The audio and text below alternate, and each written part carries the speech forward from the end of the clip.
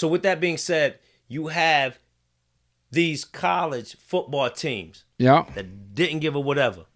They still having it. They didn't even practice any social distancing to some degree. Yeah. People in the stands and what it is. I had a friend that daughter went away to school to one of these major D1 schools. Yeah. And my son's in a D1 school here that actually called it on the East Coast. Mm-hmm. Season done. His season is done. Yep. Basically, this is a free red shirt season. They still practices and everything, but they didn't go there. A lot of them down south, Alabama. They like, we Clemson, ain't having it. We ain't having it. Yeah. How irresponsible, if you think it is, was that? Or do you feel it's not irresponsible? Because it seems like the money got to keep coming. Yo, I took it that way. When some of these schools kept making a push and not even putting any type of NBA style bubble, or even to some degree even thinking about it, because I forgot what NFL player stated this. He said, and he stated this for the NFL as well as college. He said, they should lock, a lot of these stadiums are in these remote areas outside of the city. They should lock down a couple hotels. The team stays in this hotel near this stadium.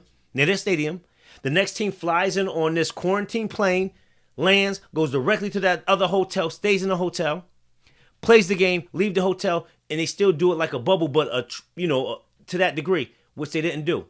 Do you feel that's being irresponsible from the NFL and these college teams because they didn't put those protocols in place, and that it was more about the money? What are your thoughts on that? That's my take is that was irresponsible. They should have actually looked to take some type of protocol to not spread this pandemic that we know nothing about, that we're learning more about, that's killing off major people. We got to control it. Or is it became about the money? Football is a form of control. Huh? I think football is a form of control. You saying? Speak to it. I think people are in love with football, and they can't live without football. And the people who make money off of football knows that, and they're about their money, and they could give a shit about whether or not there's COVID. They could give a shit on how you feel, how they treat black people. They don't give a shit. And we're gonna have to bleep that out because we want to. No, we don't. We got explicit. We going ham on this one. Right. We ain't got to bleep nothing out. So my point being is, I watch people as soon as football hit. Right. My bad. I watch people as soon as football hit. Don't do that. I'm dead serious. Don't do that. So I'm going somewhere with this. No, but I'm gonna go back. I'm gonna go back with it. Don't do that. So I'm gonna back up. People do not. People will again do what they feel doesn't change what their life looks like. Mm-hmm. So people who love football, you take the Kaepernick situation, right? You have to take the Kaepernick situation and you watch what the NFL did to them, but yet we still watched football. Yeah. People still they didn't give two shits on what was going on with Kaepernick. Yeah, I'm gonna go out here and protest. Yeah, I'm gonna go boom, boom, boom, boom, boom. But you still watched.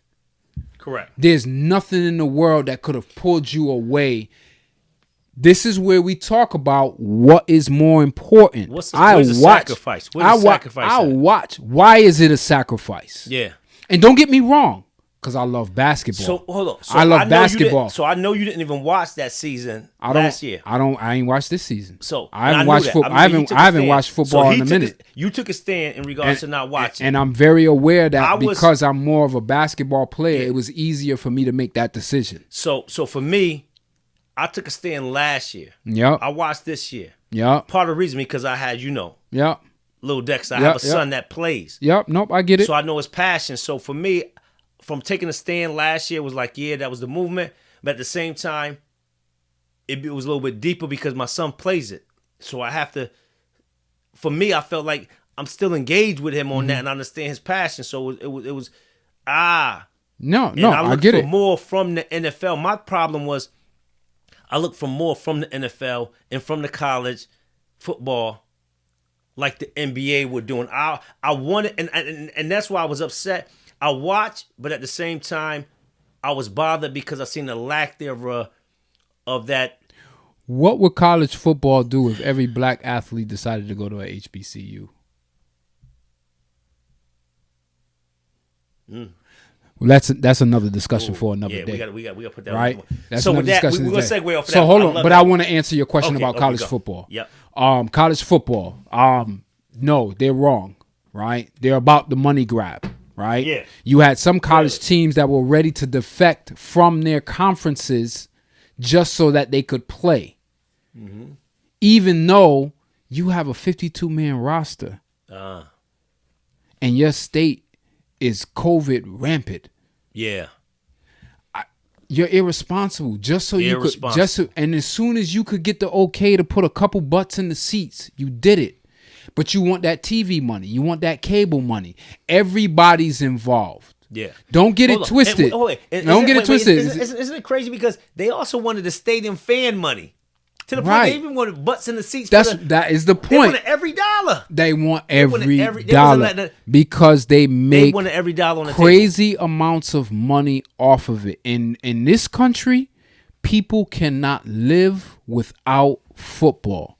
I've seen it. Yeah. I look at grown men that's like, yo. I watch them on one end. Yo, I love Kaepernick and yo, we gotta make sure we COVID, we gotta lock shit down. And as soon as football start, football season coming around, man, I hope they have the season, son. Like, yo, I hope, you know what I'm saying? You expect them to figure it out because you don't know what to do with yourself on a Sunday. And you don't know what to do yourself when you can't bet on a game, or you can't play fantasy football, or you don't know what to do with yourself throughout the year. It's a part of your life, and I'm not knocking it, but it's a part of your life, and it's when somebody's threatening to take a part of your life away, you gonna fight against it. So two things. First one is, I'll let you answer this first. Are people somewhat too consumed in regards to the content that they too consume? And that's gonna go somewhere else. I'm gonna hold that right there. Answer that second. The first one is this, because I love that. So, when they so tied up into this, right? Yep. That they can't let it go because this is what they whatever. Yeah. Does that show also that where your morals and your scruples and your values are? To an extent. And again, I'm not no expert. I'm just giving my opinion. I think there's something to be said for.